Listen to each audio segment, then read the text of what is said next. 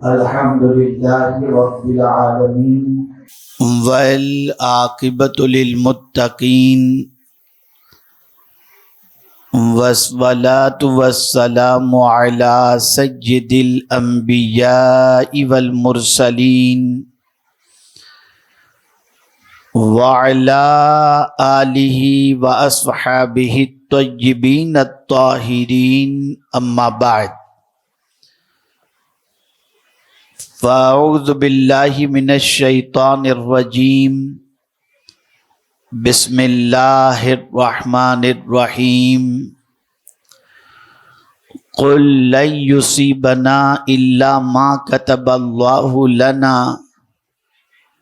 هو مولانا وعلی اللہ فلیتوکل المؤمنون، صدق اللہ العظیم۔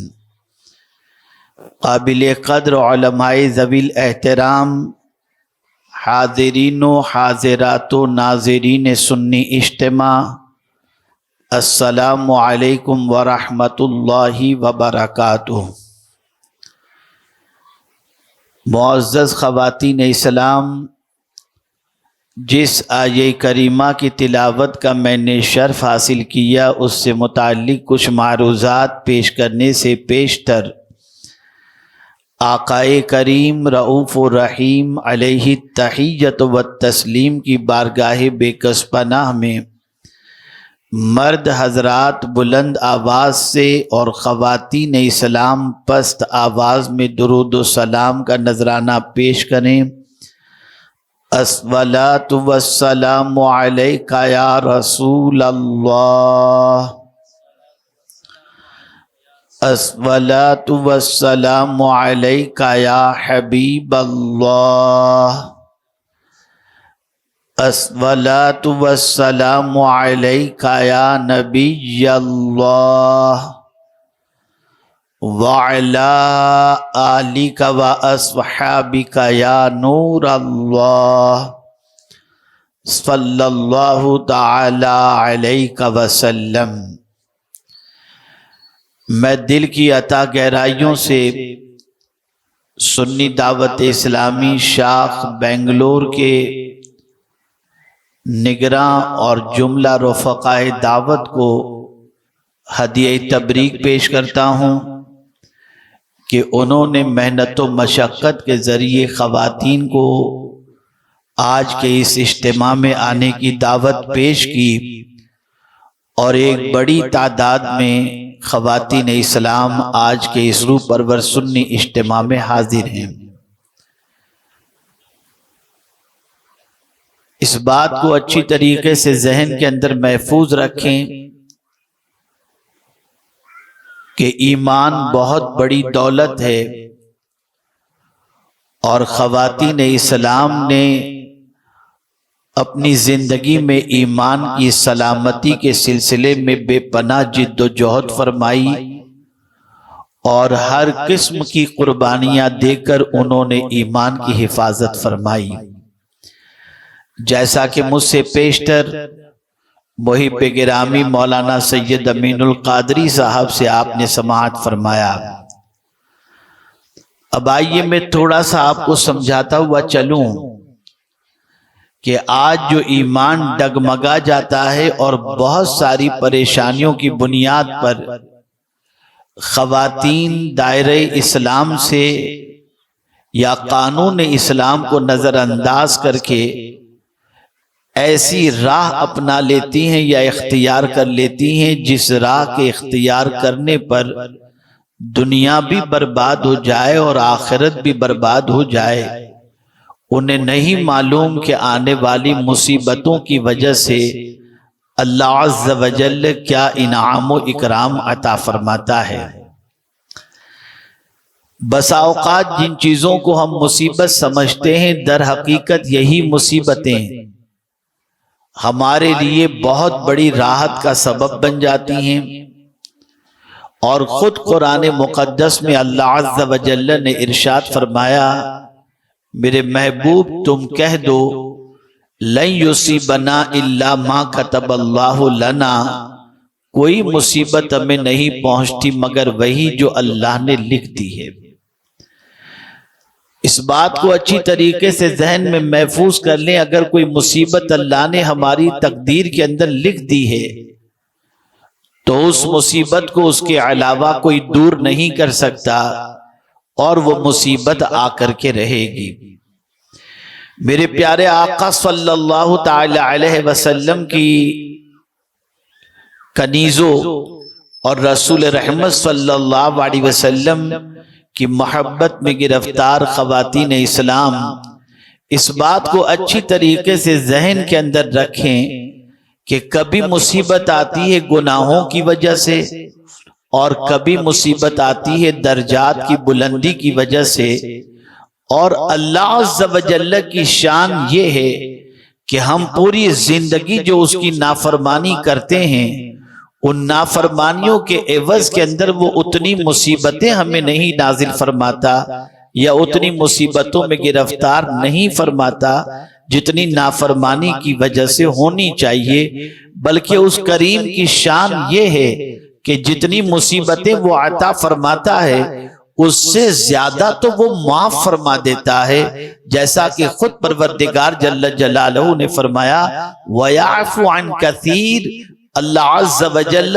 بہت سارے گناہوں کو معاف فرما دیتا ہے۔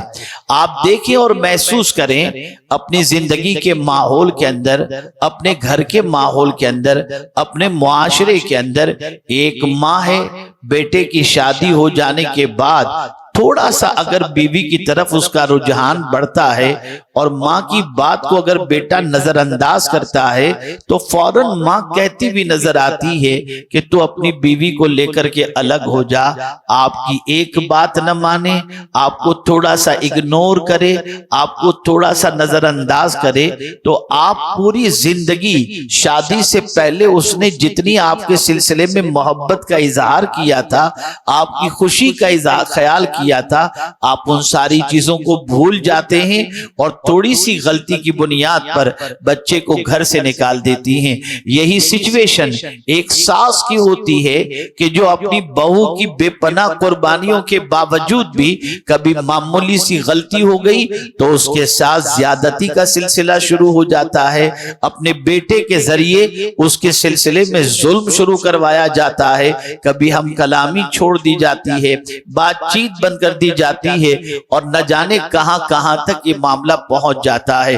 ایسے ہی بہت سارے شوہر کو آپ دیکھیں گے کہ جو شوہر اپنی بیوی کی یا شوہر جو بات کہتا ہے بیوی اگر نہ مانے، پوری زندگی مانتی ہو لیکن اگر کبھی کوئی دو چار بات نہیں مانتی تو شوہر طلاق کی دھمکی دیتا ہوا نظر آتا ہے۔ یہ آپ دیکھتے چلے جائیں تو آپ کو آپ کی زندگی کے اندر ایک عجیب کیفیت ملے گی کہ آپ کے ساتھ زندگی پر حسن سلوک کرنے والا اگر تھوڑی سی غلطی کر بیٹھے تو آپ اس کے حسن سلوک کو نظر انداز کر بیٹھتے ہیں، اور تھوڑی سی غلطی کی بنیاد پر کبھی پرماننٹ رشتہ ختم ہو جاتا ہے، طلاق تک کی نوبت آ جاتی ہے، خلا تک کی نوبت آ جاتی ہے، گھر سے نکالنے تک کی نوبت آ جاتی ہے۔ اے میرے کریم تیری عظمتوں پر قربان کہ ہم صبح سے لے کر رات تک اگر اللہ کی فرما برداری اور نافرمانی کا احتساب کریں اور جائزہ لیں تو ہمارا ضمیر پکار اٹھے گا، ہم روزانہ اللہ کی 99 باتوں کو شاید نہ مانتے ہوں گے اور ایک ہی بات مانتے نظر آئیں گے، لیکن اے کریم تیری عظمتوں پر قربان کہ پھر بھی تو ہمیں رزق دیتا ہے، پہننے کو کپڑے عطا فرماتا ہے، جینے کو زندگی عطا فرماتا ہے، پینے کو پانی عطا فرماتا ہے، رہنے کو گھر عطا فرماتا ہے، اپنی زمین پر رہنے دیتا ہے، زمین سے نہیں نکالتا کہ چلا جا میری زمین سے۔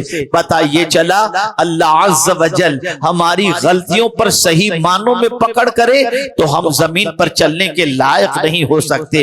کبھی اپنے گناہوں کے بارے میں ہم نے سوچا، کبھی اللہ کی نافرمانی کے اندر زندگی جو گزری تھی اور گزری ہے اس کے بارے میں ہم نے غور کیا، اور پھر مصیبتوں کو دیکھو کہ کیا مصیبتیں اس کے کمپیر کے اندر زیادہ ہیں یا اللہ عز و جل نے جو معاف معافی فرمائی ہے وہ زیادہ ہے، تو آپ کا وجدان کہے گا کہ یقیناً اللہ نے جو ہمیں معاف فرمایا ہے ہمارے گناہوں کو وہ زیادہ ہے۔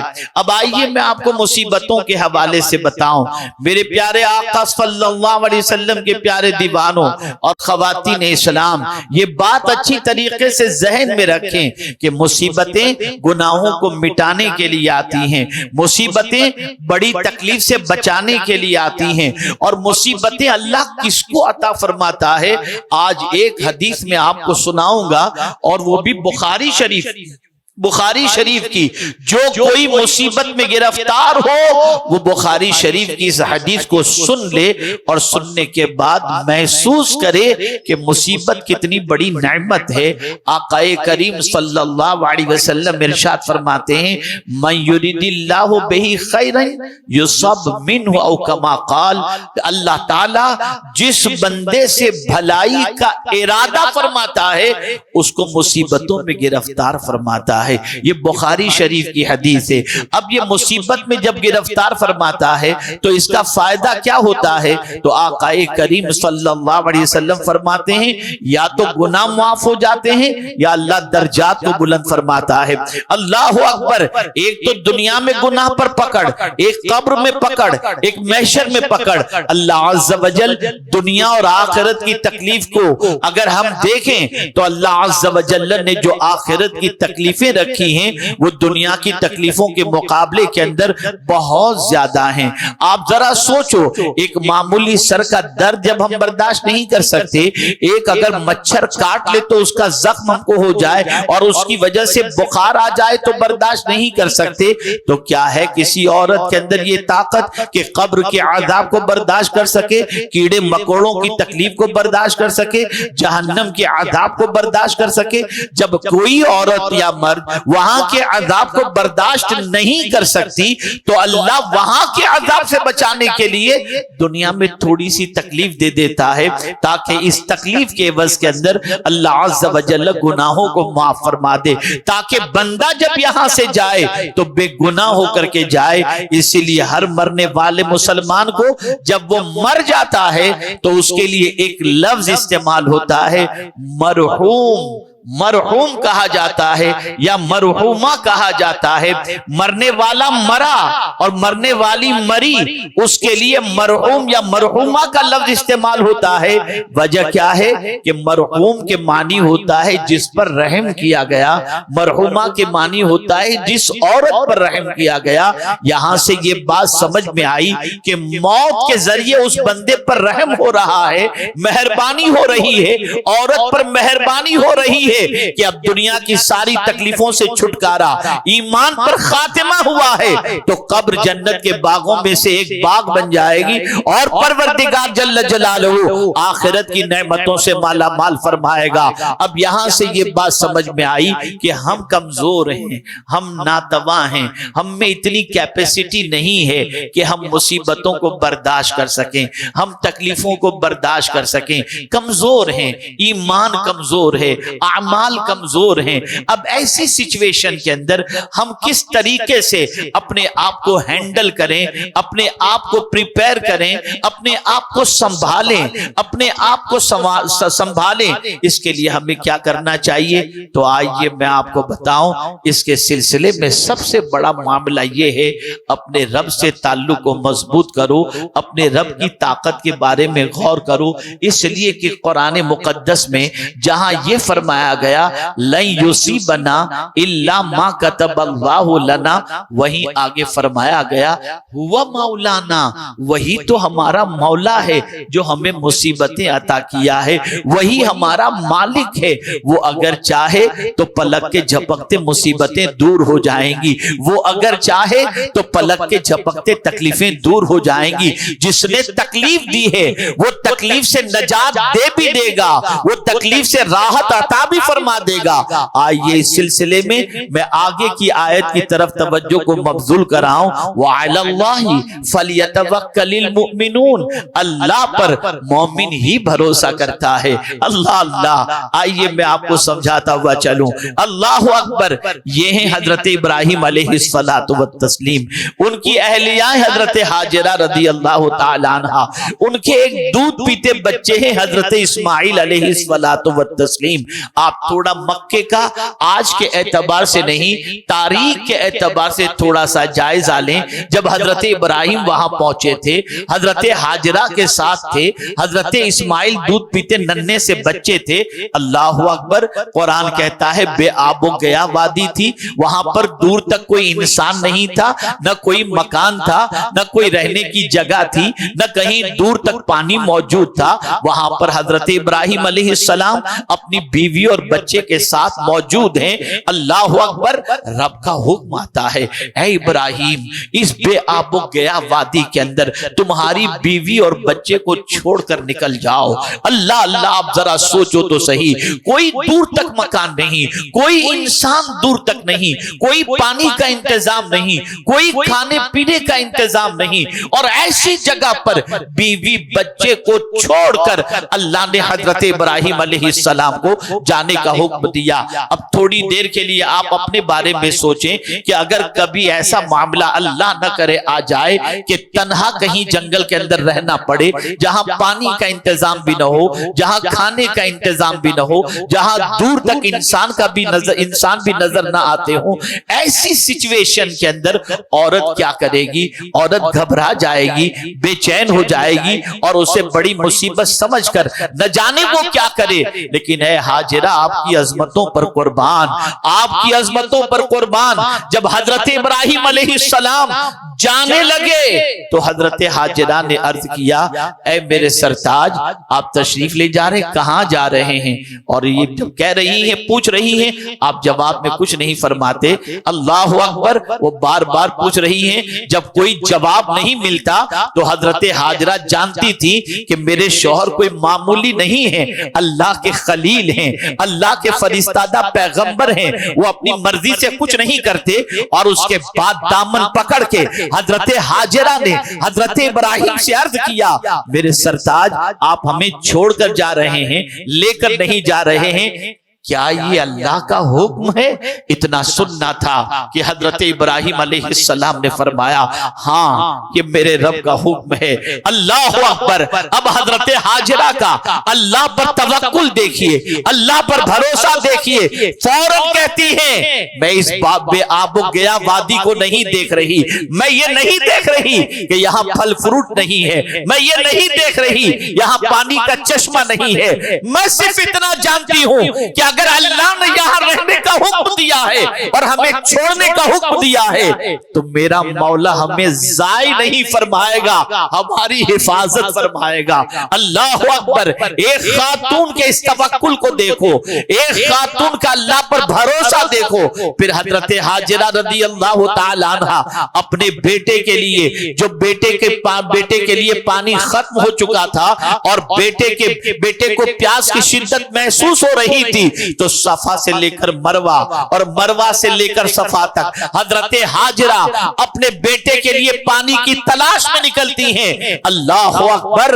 اسی موقع پر، اسی چکر کے اندر بار بار، جیسے آج میلین اخضرین ہے، ہری لائٹ وہاں پر نظر آتی ہے جہاں پر مرد دوڑتے ہیں، اور وجہ کیا ہے؟ حضرت حاجرہ یہاں دوڑی تھی اور نظر کعبے کے پاس رکھتی تھی جہاں بیٹے کو چھوڑ کر کے آئی تھی۔ اللہ اکبر، 7 طرف سعی کرنے کے ساتھ چکر ہو جاتے ہیں سعی کے۔ اس کے بعد جب دیکھتی ہیں تو بیٹے کو جہاں چھوڑا تھا وہاں پانی کا چشمہ نظر آتا ہے، فوراً آتی ہیں۔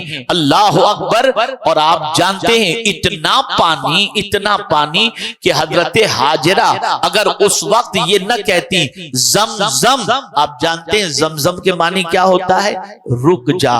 اگر حضرت حاجرہ یہ نہ کہتی کہتی تو نہ جانے یہ پانی کتنی بستیوں کو بہا لے جاتا. اللہ اکبر. ان کا کہنا تھا پانی رک گیا, وہاں ایک ہلکا سا دائرہ بنا دیا گیا, اور اب پانی اس وقت ہزاروں سال پہلے حضرت اسماعیل کے قدموں سے جو پانی کا چشمہ جاری ہوا تھا آج بھی جاری ہے. پتہ چلا تم اللہ پر بھروسہ کر کے دیکھو, وہ تمہاری ساری مصیبتوں کو دور فرما دے گا.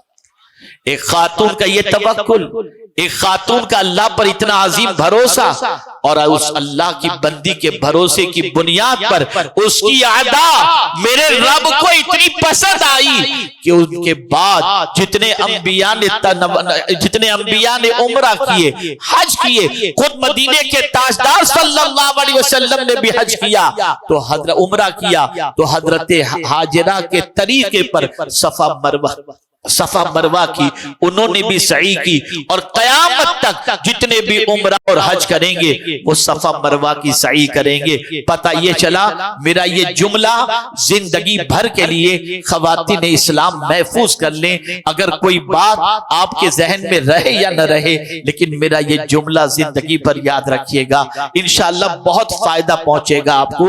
حالات جب آپ کو ناسازگار نظر آئیں, چاروں طرف سے مصیبتیں آپ کو جب گھیر لیں, آپ کو یہی کہنا ہے مصیبت بڑی نہیں خدا بڑا ہے, تکلیف بڑی نہیں خدا بڑا ہے. جو پروردگار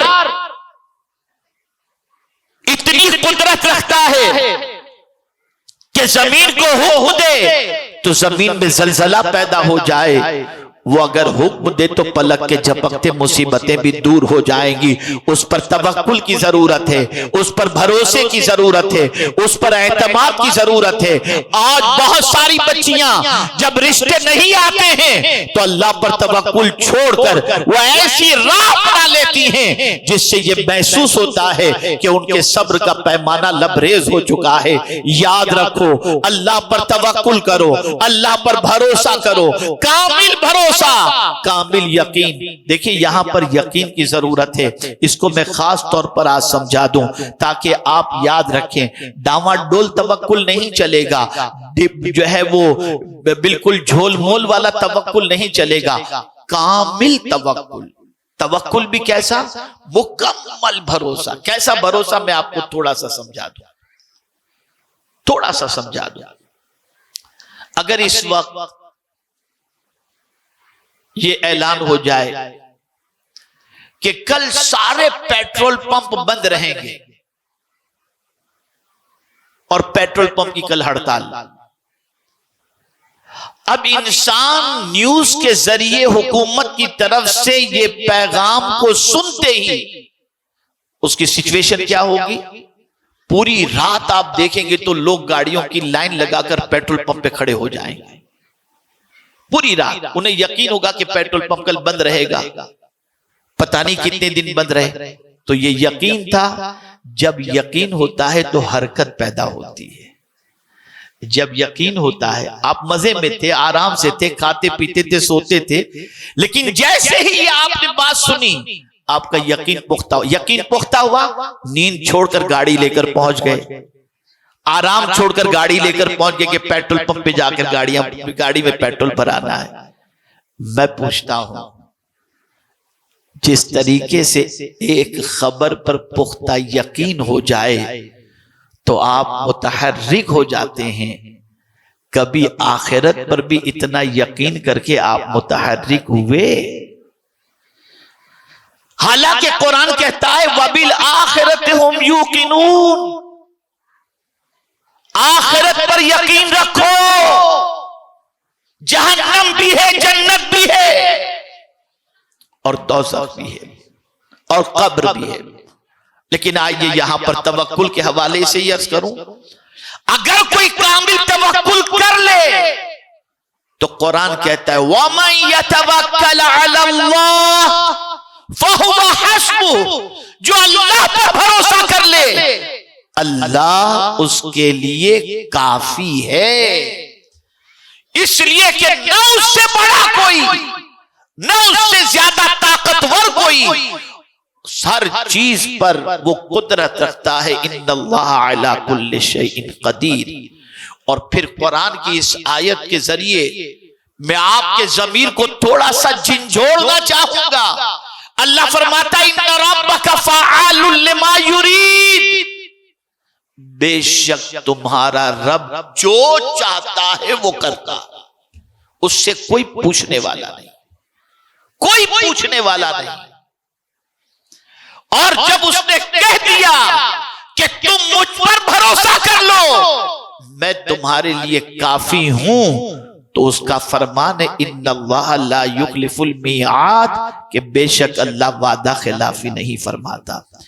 اب بخاری شریف کا ایک واقعہ توکل کے حوالے سے, ایک خاتون کا جب میں آپ کی سماعتوں کے حوالے کروں گا تو میں پوری امید رکھتا ہوں کہ انشاءاللہ آپ کا ایمان بھی تازہ ہوگا اور اللہ سے انشاءاللہ رشتہ بھی مضبوط کرنے کی آپ کوشش کریں گے. ایک خاتون تھی دیہات کی, سرکار صلی اللہ علیہ وسلم نے ان کے لیے گھر بنوا دیا تھا, اور وہ حضور صلی اللہ علیہ وسلم کے گھر کے قریب یعنی مسجد نبوی شریف کے قریب رہا کرتی تھی. ایک دن بلکہ اکثر وہ ام المؤمنین حضرت عائشہ صدیقہ رضی اللہ تعالی عنہ کے پاس آیا جایا کرتی. وہ بڑی باتونی تھی, بہت بات کرتی رہتی تھی, اور جب بھی آتی تو ایک جملہ ضرور کہتی, وہ ہار والا معاملہ بھی کتنا عجیب تھا نا, وہ ہار والا معاملہ بھی کتنا عجیب تھا نا. بار بار جب بھی آتی تو یہ جملہ کہا. تو ایک دن حضرت ام المؤمنین عائشہ صدیقہ رضی اللہ تعالی عنہ نے فرمایا کہ یہ ہار والا معاملہ کیا ہے, تو جب بھی آتی ہے تو کہتی ہے وہ ہار والا معاملہ بھی بڑا عجیب تھا. کیا میں کیا بتاؤں, امی جان کیا بتاؤں آپ کو. پھر وہ کہنے لگی میں کنیز تھی, اور ہوا یہ کہ جن کے یہاں میں کنیز کی حیثیت سے تھی, ان کی بچی کو صاحب خانہ نے, گھر والوں نے ایک ایسا ہار عطا کیا تھا جو زر و جواہرات سے بھرا پڑا تھا. اچھا اس زمانے میں یعنی 18 کیرٹ گولڈ کے اندر ہیرے لگا دیے جاتے ہیں جیسے آج 22 کیرٹ کے اندر, 14 کیرٹ کے اندر. اس زمانے میں اس طریقے سے ہیرے نہیں لگاتے تھے, بلکہ چمڑے ہوتے تھے, چمڑے کے اندر ہیرے لگائے جاتے تھے اور اس کا ہار بنا کر کے پہنا جاتا تھا. تو ایک سرخ چمڑا تھا, اس سرخ چمڑے کے اندر ہیرے جڑے ہوئے تھے, اور وہ گھر والوں نے اپنی بچی کو یہ ہار پہنا رکھا تھا. اتفاق سے وہ ہار گرا بچی کے پاس سے, یا بچی رکھ دی, اتنے میں ایک چیل آئی اور آ کر کے وہ ہار اٹھا کے لے گئی. تھوڑی دیر کے بعد گھر والوں نے بچی سے کہا ہار کہاں ہے, تو بچی نے کہا مجھے نہیں معلوم. تو آپ جانتے ہیں کہ جب کبھی گھر میں ملازم ہو اور کوئی چیز غائب ہو جائے تو سارا غصہ اور سارا گمان جو ہے وہ اسی کی طرف ہوتا ہے. تو ایسے ہی ہوا, گھر والوں نے اس خاتون سے کہا کہ بتا ہار کہاں ہے. کہا میرے سامنے چیل لے کر کے اڑی, چیل لے کر چلی گئی. کہا تو جھوٹ بولتی. اتنا مارا کہ حدیث شریف کے اندر ہے کہ اس کی شرمگاہ تک کی تلاش لی گئی کہ کہیں ہار تو وہاں نہیں چھپا کے رکھی. وہ اپنی بے گناہی پیش کرتی رہی کہ میں نے ہار نہیں لیا, چیل لے گئی, میں نے ہار نہیں لیا, چیل لے گئی, لیکن کوئی اس کی بات ماننے کو تیار نہیں.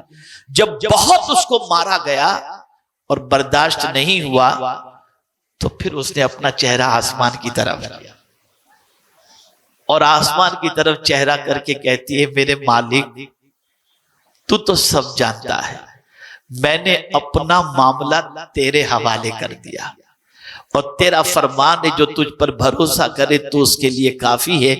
اب میرے کریم میں نے اپنا معاملہ تیرے سپرد کر دیا, میری بے گناہی کو تو ثابت کر دے.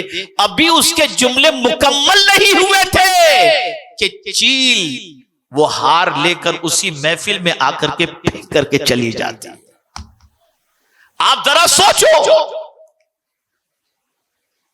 زندگی میں اللہ عز و جل پر کامل بھروسہ کر کے دیکھو, وہ کبھی اس پر بھروسہ کرنے والے کے بھروسے کو پہنچاتا۔ ارے کبھی آپ نے دیکھا ایک چھوٹا سا پرندہ جس کا کوئی گھر نہیں ہوتا، وہ درخت کی ٹہنی پر، نہ رائٹ میں کوئی دیوار نہ لیفٹ میں کوئی دیوار، ایک پرندہ درخت کی ٹہنی پر بیٹھے بیٹھے سو جاتا ہے، اسے گرنے کا ڈر بھی نہیں ہوتا۔ اے پرندے تجھے ڈر نہیں لگتا؟ تو پرندہ جواب دے گا میں کیوں ڈروں، میرا پروردگار مجھے سہارا دینے والا موجود ہے۔ آپ ذرا سوچو، اللہ پر توکل کر کے دیکھو، اللہ پر بھروسہ کر کے دیکھو، اور کامل یقین کر کے دیکھو، اچھی طرح سے مانگ کر کے دیکھو، وہ تمہاری مصیبتوں کو دور فرمائے گا، وہ تمہاری پریشانیوں کو دور فرمائے گا۔ اے خواتین اسلام، آج سب سے بڑا مسئلہ یہ ہے، جملہ یاد رکھیے گا، ہمیں سب پر بھروسہ ہے، رب پر بھروسہ نہیں۔ اور ضرورت یہ ہے کہ رب پر بھروسہ کرو، اس لیے کہ وہ اس پر بھروسہ کرنے والوں کے بھروسے کو ضائع نہیں فرماتا، ٹھیس نہیں پہنچاتا۔ میرے پیارے آقا صلی اللہ علیہ وسلم کے دیوانوں اور خواتین اسلام، تو آج میرا پیغام آپ سب کو یہ ہے کہ مصیبت اللہ کی طرف سے ہے، لیکن مصیبت جو آتی ہے اگر گناہ کی وجہ سے آتی ہے تو اللہ تعالیٰ بہت سارے گناہوں کو معاف فرما دیتا ہے، اور یہ چھوٹی سی مصیبتوں کے ذریعے کچھ گناہوں کا کفارہ اسے بنا دیتا ہے۔ اور کبھی مصیبت آتی ہے، اللہ اپنے قریب کرنے کے لیے کسی کو مصیبت میں گرفتار کر دیتا ہے۔ مصیبتیں آتی ہیں، بندہ اللہ کی بندگی میں لگ جاتا ہے، مصیبتیں آتی ہیں بندہ تلاوت میں لگ جاتا ہے، مصیبتیں آتی ہیں بندہ تہجد گزار بن جاتا ہے، مصیبتیں آتی ہیں اللہ کو پکارنے والا بن جاتا ہے، مصیبتیں آتی ہیں اللہ کے رسول پر درود پڑھنے والا بن جاتا ہے۔ تو کبھی مصیبتیں اس لیے آتی ہیں کہ جو بندہ خدا سے دور ہو گیا تھا، خدا اس کو اپنے سے قریب کرنا چاہتا ہے۔ اللہ اکبر۔ اسی لیے کسی کہنے والے نے کیا خوب کہا، اور اسے آپ ذہن میں رکھیں، بڑی پیاری بات ہے سمجھنے کے لائق۔ اللہ اکبر۔ روزانہ صبح کو دولت اور بیماری دونوں کے درمیان گفتگو ہوتی ہے۔ بیماری جو ہے وہ دولت سے کہتی ہے اے دولت تو کتنی خوش نصیب ہے کہ ہر کوئی تجھے پانا چاہتا ہے۔ اے دولت تو کتنی خوش نصیب ہے کہ ہر کوئی تجھے پانا چاہتا ہے، اور تجھے پانے کے لیے رات و دن محنت کرتا ہے۔ تو دولت جواب میں بیماری سے کہتی ہے بیماری تو خوش نصیب ہے۔ کہا کیسے خوش نصیب ہے؟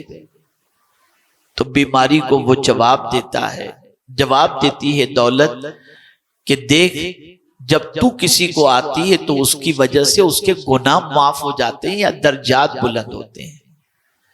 اللہ اکبر۔ اب اس کے بعد وہ دولت کو کہتی ہے، بیماری دولت سے کہتی ہے اے دولت تو خوش نصیب ہے کہ تیری حفاظت کا انتظام آدمی کس طریقے سے کرتا ہے۔ تو دولت جواب میں کہتی ہے کہ نہیں، میری حفاظت کا انتظام تو اپنی جگہ پر، لیکن مجھ سے زیادہ تو خوش نصیب ہے۔ اس کے بعد بیماری نے جواب میں کہا اچھا چل دولت تو یہ بتا میں کیسے خوش نصیب ہوں۔ اب اس جملے کو یاد رکھیے گا جو دولت نے بیماری سے کہا ہے۔ دولت کہتی ہے میں تو اتنی کم نصیب ہوں جسے مل جاؤں وہ خدا کو بھول جاتا ہے، اور تو اتنی خوش نصیب ہے کہ جس کو لگ جائے وہ خدا کو یاد کرنے لگ جاتا ہے۔ آپ اندازہ لگائیں جو مصیبت ہے وہی مصیبت ہمیں خدا سے قریب کر رہی ہے. تو اے رسول اعظم صلی اللہ علیہ وسلم سے محبت کرنے والیوں اور آقا کریم صلی اللہ علیہ وسلم کی محبت کا دم بھرنے والیوں، مصیبت پر گھبراؤ نہیں. وہ لوگ جو مصیبتوں کی دوری کے لیے غلط راستے کو اختیار کرتے ہیں وہ اپنی دنیا بھی برباد کرتے ہیں اور مزید مصیبتوں کو دعوت دیتے ہیں. جو لوگ مصیبتوں میں خدا کو یاد کرنے لگ جائیں، مصطفیٰ جان رحمت صلی اللہ علیہ وسلم کو یاد کرنے لگ جائیں، اللہ عز و جل ان کی مصیبتوں کو بھی دور فرما دیتا ہے اور دونوں جہاں کی نعمتوں سے مالا مال بھی فرما دیا کرتا ہے. مصیبت کی وادیوں سے کون نہیں گزرا؟ پورا قرآن بھرا پڑا ہے انبیاء کرام کی مصیبتوں کا. صحابہ کی زندگی دیکھیں، صحابیات کی زندگی دیکھیں تو آپ محسوس کریں گے کہ سب مصیبتوں کی وادیوں سے گزرے، لیکن انہوں نے مصیبتوں سے نپٹنے کا طریقہ بتایا، اور وہ طریقہ یہ ہے کہ تم اللہ عز و جل کی طرف رجوع کرو، اس پر کامل بھروسہ کرو، اس پر یقین کامل رکھو، وہ تمہاری مصیبتوں کو دور فرما دے گا. جو پروردگار شکم مادر میں پلنے والے بچے کو روزی دیتا ہے، جو پروردگار جل جلالہ شکم مادر سے نکلنے والے بچے کو اپنی قدرت سے پالتا ہوا نظر آتا ہے، وہی پروردگار جل جلالہ مصیبتوں کے موقع پر مصیبتوں کو دور کرنے کی قوت اور قدرت دونوں چیزیں رکھتا ہے. اسی لیے اس نے فرمایا امن یجیب المضطر اذا دعا ویکشف السوء، کون ہے جو بے قرار کی فریاد سنتا ہے اور مصیبتوں کو دور کرتا ہے؟ وہ میرا پروردگار ہے، وہ پالنہار حقیقی ہے، وہ معبود برحق ہے. اب اس کے لیے دو راستے میں آپ کو بتا دیتا ہوں جو قرآن نے بتائے ہیں. قرآن کہتا ہے استعینوا بالصبر والصلاۃ، صبر اور نماز سے مدد طلب کرو.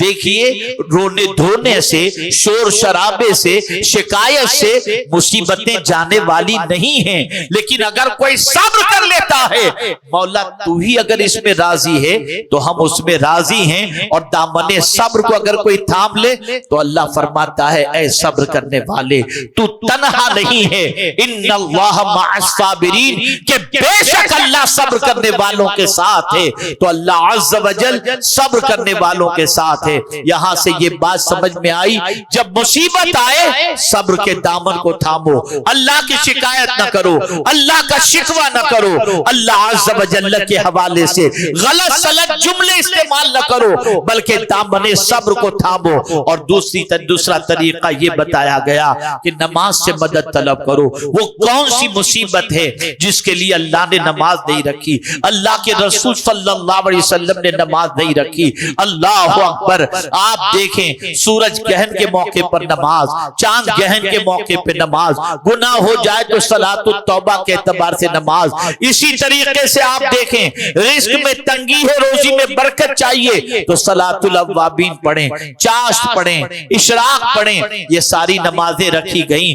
مر جائے کوئی تو نماز جنازہ، خوشی نصیب ہو تو عید کی نماز، یہ ساری چیزیں اسی لیے رکھی گئیں تاکہ اس کے ذریعے بندے کو راحت کی دولت نصیب ہو جائے، اطمینان کی دولت نصیب ہو جائے. تو آج میں آپ کو یہ پیغام پیش کروں گا کہ جب کبھی مصیبتوں کے پہاڑ ٹوٹ پڑیں تو گھبرانا نہیں، صبر کے دامن کو تھامنا، اللہ کی شکایت ادھر ادھر مت کرنا.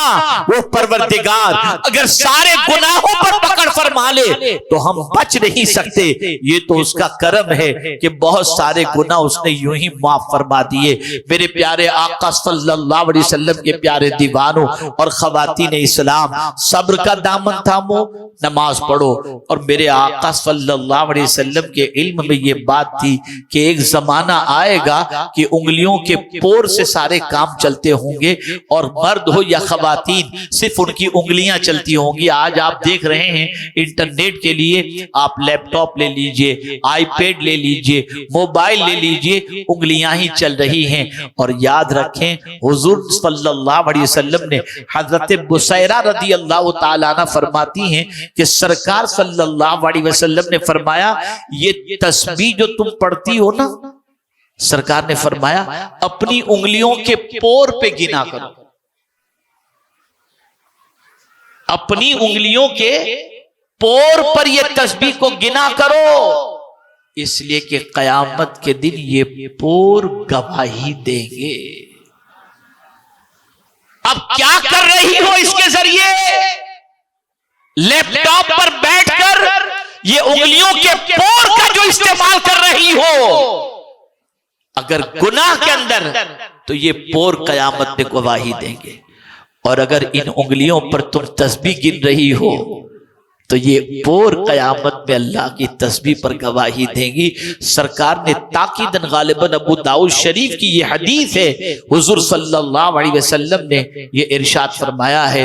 تو خواتین اسلام کہیں بھی رہ کر کے گناہ نہیں کر سکتی، لیپ ٹاپ پر، یوٹیوب پر جا کر، کسی بھی اعتبار سے یہ فنگر جو ہے، اس کا جو پور ہے، اس کا استعمال بھی اگر غلط ہو رہا ہوگا تو یہ بھی کل بروز قیامت گواہی دیں گی۔ اب ایک آخری بات عرض کر کے میں اپنی گفتگو کو ختم کرتا ہوں۔ میرے پیارے آقا صلی اللہ علیہ وسلم کی پیاری دیوانیوں، رسول اعظم کی محبت میں زندگی گزارنے والیوں، ذرا سنو، عورتوں کے کارنامے کو سنو۔ جانتی ہو آپ سرکار صلی اللہ تعالی علیہ وسلم مسجد نبوی شریف میں جب خطبہ دیتے تو اس توانے حنانہ جو ہے، کھجور کا جو تنا تھا، سرکار صلی اللہ علیہ وسلم اس کو ٹیک لگا کر کے خطبہ دیا کرتے۔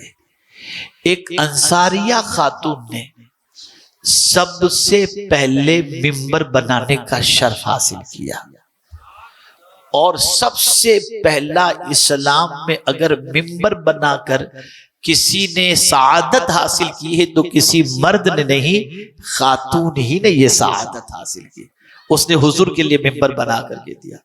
یہاں سے یہ بات سمجھ میں آئی کہ عورت اتنی بھی ناقص العقل نہیں ہے، اور اس عورت کی عظمت پر قربان کہ سرکار صلی اللہ تعالی علیہ وسلم کا خیال کرتے ہوئے حضور کے لیے اس نے ممبر بنا کر کے دیا۔ اب قیامت تک جتنے ممبر مسجد کے اندر بنتے رہیں گے اس ٹائپ کے، سارے کا سارا ثواب اس خاتون کو اللہ عطا فرماتا رہے گا۔ یہ عورتوں کی سوچ تھی۔ آپ بھی دین کے سلسلے میں، رسول اعظم صلی اللہ علیہ وسلم کی محبت کے سلسلے میں، معاشرے کی اصلاح کے سلسلے میں آپ بھی کوشش کریں، محنت و مشقت کریں، اور یہ بات اچھی طرح سے ذہن کے اندر رکھیں کہ اللہ عز و جل پر توکل کے اندر کوئی کمی آنے نہ دیں، چھوڑ دیں، اس کے حوالے کر دیں سارے معاملات کو۔ وہ قادر مطلق ہے، اور اس سے زیادہ بھلا چاہنے والا کوئی دوسرا ہمارا ہے ہی نہیں، ہے ہی نہیں۔ کسی غلط راستے کو اختیار کر کے اپنی مصیبتوں کو دور کرنے کی کوشش نہ کرو۔ قرآن پڑھو، رسول اعظم صلی اللہ علیہ وسلم کی تعلیم کردہ دعائیں پڑھو۔ جب یہ ساری چیزوں کو تم اختیار کرو گے تو انشاءاللہ العظیم مصیبتیں بھی دور ہو جائیں گی، اور راحت قلب کی دولت بھی اللہ تعالی عطا فرمائے گا۔ اللہ رب العزت جل جلالہ آقا کریم صلی اللہ علیہ وسلم کے صدق و طفیل جملہ خواتین اسلام کو اللہ اور اس کے رسول کے ارشادات پر عمل کی توفیق نصیب فرمائے، اور قانون الہی اور قانون رسول صلی اللہ علیہ وسلم کی پاسداری کی توفیق نصیب فرمائے۔ اب گھر میں اگر آپ چاہتی ہیں کہ ماحول ایسا بنے کہ بچوں کا ایمان مضبوط ہو، بچوں کے دل میں اللہ اور اس کے رسول کی محبت پیدا ہو، تو بہت سمپل سا طریقہ ہے۔ آپ قرآن کی تفسیر بیان نہیں کر سکتی، آپ تقریر نہیں کر سکتی، تو آپ کے لیے ایک کتاب برکات شریعت برائے خواتین، یہ کتاب کا درس اپنے گھر میں شروع کریں انشاءاللہ العظیم۔ اس سے عورتوں کو اپنی زندگی کے روزمرہ کے مسائل کے ساتھ ساتھ اللہ عز و جل کے کیا فرامین ان کی زندگی سے متعلق ہیں وہ ساری چیزیں سمجھ میں آ جائیں گی۔ اسی لیے اسی کے ساتھ ساتھ بہت ساری ہماری بہنیں اپنی بچیوں کی شادی کے لیے پریشان ہیں، اور بہت سارے مسائل کے سلسلے میں، تو ایک کتاب نوری اوراد و وظائف بہت ساری خواتین یہ کہتی ہیں ہمیں رات کو نیند نہیں آتی، گھبراہٹ ہوتی ہے، بے چینی ہوتی ہے۔ ان ساری چیزوں کا سولیوشن الحمدللہ نوری اوراد و وظائف نام کی کتاب کے اندر موجود ہے، آپ ضرور اسے لیں۔ اور کون ماں ایسی ہوگی جو یہ نہ چاہتی ہو کہ میرے بچوں کے دلوں کے اندر رسول اعظم صلی اللہ علیہ وسلم کی محبت پیدا نہ ہو؟ ہر ماں یہ چاہتی ہے کہ اس کا بچہ یا بچی عاشق رسول بنے۔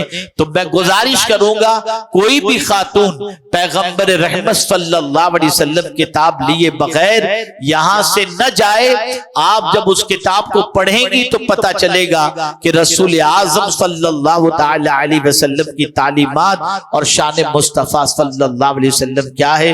اسی کے ساتھ ساتھ نظام زندگی قرآن کی روشنی میں، اسی کے ساتھ انوار مصطفیٰ صلی اللہ علیہ وسلم، یہ وہ کتاب ہے جس کا یاد کرنا اور بچوں کو یاد کرانا ہر ماں باپ کے لیے ضروری ہے، اس لیے کہ میرے آقا صلی اللہ علیہ وسلم کی شارٹ میں بائیوگرافی موجود ہے، بہت چھوٹی پاکٹ سائز یہ کتاب ہے، اور انشاءاللہ العظیم آپ سب نے اسے یاد کر لیا تو کوئی آپ سے پوچھے گا تو آپ بتا سکیں گے کہ حضور صلی اللہ علیہ وسلم کی ازواج کے نام کیا تھے، بیٹیوں کے نام کیا تھے، اپنی ماؤں کے نام یعنی امہات المؤمنین کے نام بھی آپ بتا سکیں گی۔ اور اسی کے ساتھ سرکار صلی اللہ علیہ وسلم کے روح زیبا سے متعلق بھی آپ بہت ساری باتیں بتا سکیں گی۔ تو ضرورت اس امر کی ہے کہ آپ جاتے ہوئے کوئی بھی خالی ہاتھ نہ جائیں، ان ساری کتابوں کو لیتی ہوئی جائیں تاکہ آپ کا گھر مدینے کے تاجدار صلی اللہ علیہ وسلم کی محبت کا گھر بن جائے۔ وَمَا عَلَيْنَا إِلَّا الْبَلَاغُ الْمُبِينُ۔